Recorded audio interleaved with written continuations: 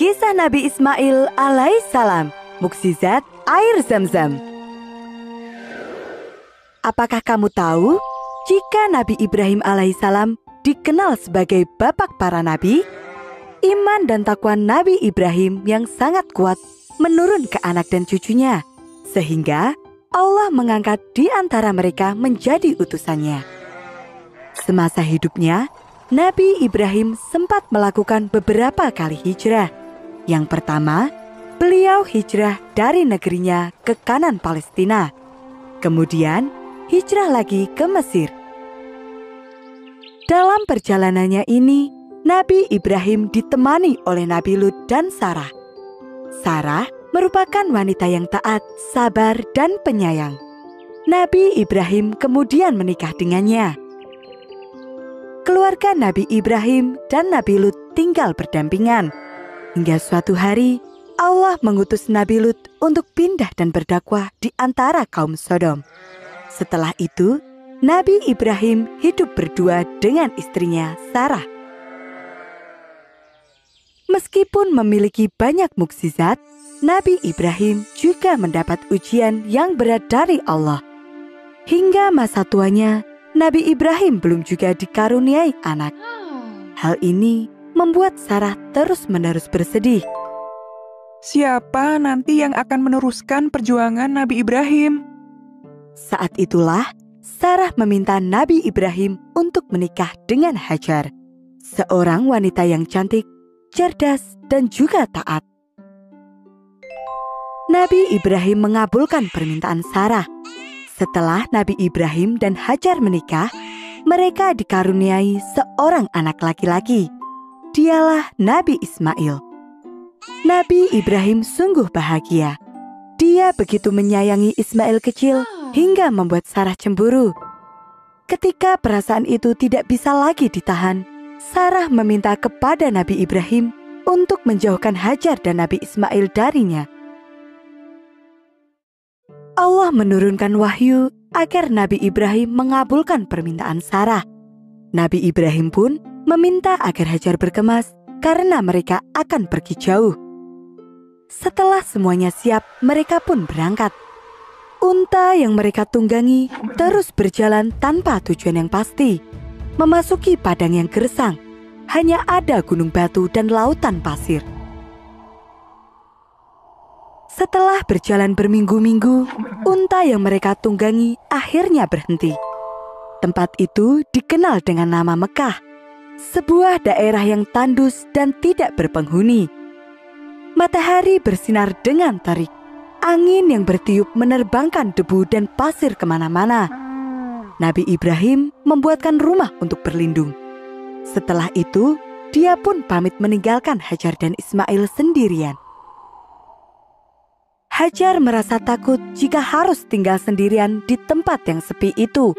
Dia pun bertanya kepada suaminya, "Apakah ini perintah Allah?" Nabi Ibrahim mengangguk, lalu Hajar pun ikut mengangguk. Dia yakin jika ini perintah Allah, maka Allah pasti akan melindungi mereka. Setelah Nabi Ibrahim pergi, tinggallah Hajar dan Ismail sendirian di tengah-tengah padang sepi tanpa penghuni. Beberapa hari kemudian, perbekalan mereka mulai habis. Ismail kecil mulai menangis karena haus. "Tenanglah anakku, Allah akan selalu melindungi kita," kata Hajar sambil menepuk Ismail kecil agar dia tenang.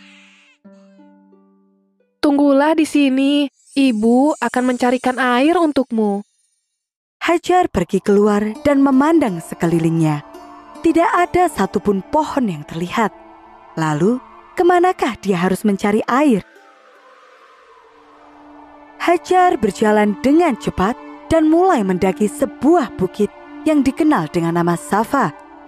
Setelah sampai di puncak, Hajar berusaha melihat ke sekelilingnya. Namun, dia tidak menemukan air di sana. Ketika itu, Hajar melihat bukit lain di seberang.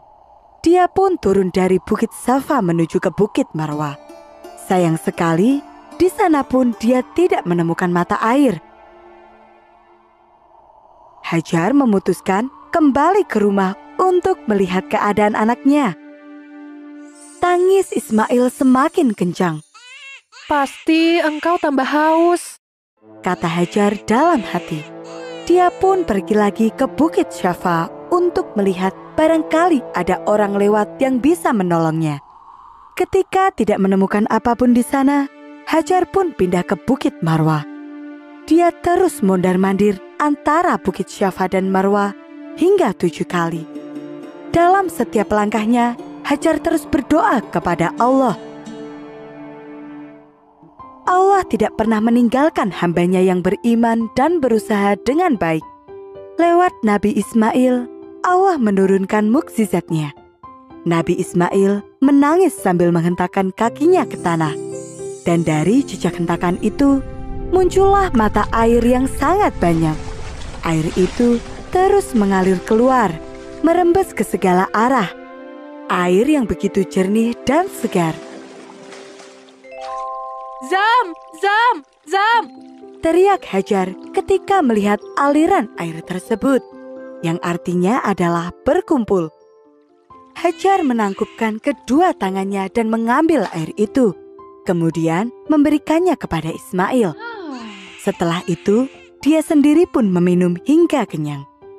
Mata air itu terus-menerus mengalir tanpa henti.